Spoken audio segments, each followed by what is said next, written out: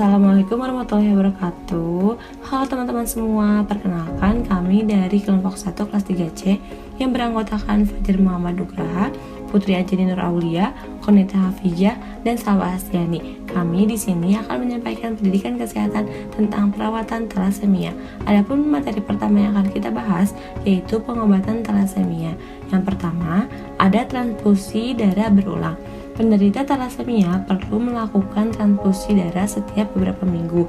Sebelum transfusi darah dilakukan, darah penderita dan darah donor akan dicocokkan untuk menghindari reaksi yang tidak diinginkan. Yang kedua, ada transplantasi sumsum tulang. Prosedur ini dilakukan untuk menggantikan sumsum tulang yang terkena thalassemia.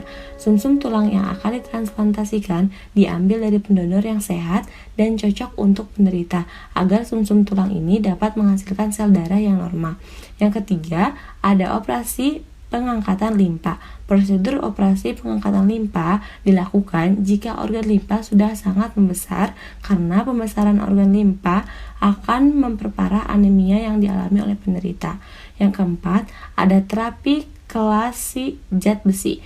Yang pertama, ada deferosamin adalah obat thalassemia dalam bentuk cair yang diberikan perlahan-lahan di bawah kulit, biasanya melalui pompa portabel kecil yang digunakan semalaman.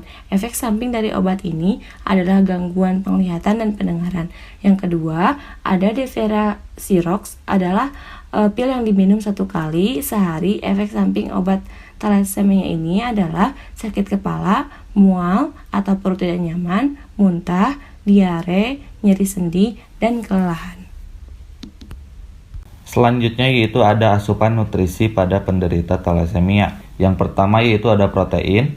Pada anak dengan thalassemia yang dalam masa pertumbuhan memerlukan protein tinggi dan bernilai biologis tinggi. Akan tetapi, sebagian besar makanan sumber protein yang bernilai biologi tinggi berasal dari hewan, sehingga juga mengandung zat besi tinggi. Yang kedua yaitu karbohidrat. Karbohidrat merupakan sumber kalori utama. Bahan makanan sumber karbohidrat dapat berasal dari nasi, roti, singkong, jagung, dan sebagainya. Setelah dewasa, masukan karbohidrat sebaiknya dibatasi sebagai upaya untuk mencegah atau mengatasi intoleransi glukosa. Yang ketiga yaitu lemak. World Health Organization atau WHO menganjurkan konsumsi lemak sebanyak 15 hingga 30% dari total kalori. Jumlah ini memenuhi kebutuhan asam lemak esensial dan untuk membantu penyerapan vitamin yang larut dalam lemak. Yang keempat yaitu vitamin C. Vitamin C adalah faktor yang dapat meningkatkan penyerapan zat besi. Vitamin ini terkandung dalam buah-buahan dan sayuran. Mengkonsumsi jeruk atau 100 gram sayuran bersama makanan meningkatkan penyerapan zat besi sebanyak 2 kali lipat. Yang kelima yaitu vitamin E. Vitamin E dapat mengurangi kerusakan sel. Maka zat yang mengandung vitamin E sangat dianjurkan untuk dikonsumsi. Dan yang keenam yaitu zinc. Memberikan suplemen zinc dengan dosis 22 hingga 90 mg per hari pada anak dengan thalassemia dengan usia 1 hingga 18 tahun yang kurang pertumbuhan dan ketergantungan transfusi. Setelah 1 hingga 7 tahun memiliki kecepatan pertumbuhan yang lebih besar dari mereka yang tidak mengkonsumsi. Makanan yang diperbolehkan bagi penderita thalassemia, yang pertama, makanan dengan kandungan besi sedang, yaitu 1. Daging ayam, 2. Tahu, 3. Sawi atau kacang panjang, 4. Ikan pusu, 5. Bawang dan gandum.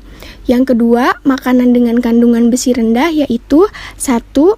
Nasi, mie, roti, dan biskuit, 2. Umbi-umbian atau wortel, lobak, bengkoang, 3. Semua jenis ikan, 4. Semua jenis buah yang tidak dikeringkan, 5. Susu, keju, minyak, dan lemak. Nah, selanjutnya ada makanan yang harus dihindari oleh penderita thalassemia. Makanan-makanan yang harus dihindari oleh penderita thalassemia yaitu makanan dengan kandungan besi tinggi. Di antaranya organ dalam seperti hati, ginjal, dan limpa, daging sapi, hati dan ampela ayam, ikan pusu dengan kepala dan tulang, kerang, telur ayam, telur bebek, buah kering atau kismis, kacang, kacang-kacangan yang digoreng, kacang-kacangan yang dibakar, dan biji-bijian yang dikeringkan. Nah, sekarang teman-teman sudah memahami kan tentang perawatan talasemia? Semoga informasinya bermanfaat ya. Terima kasih sudah menonton.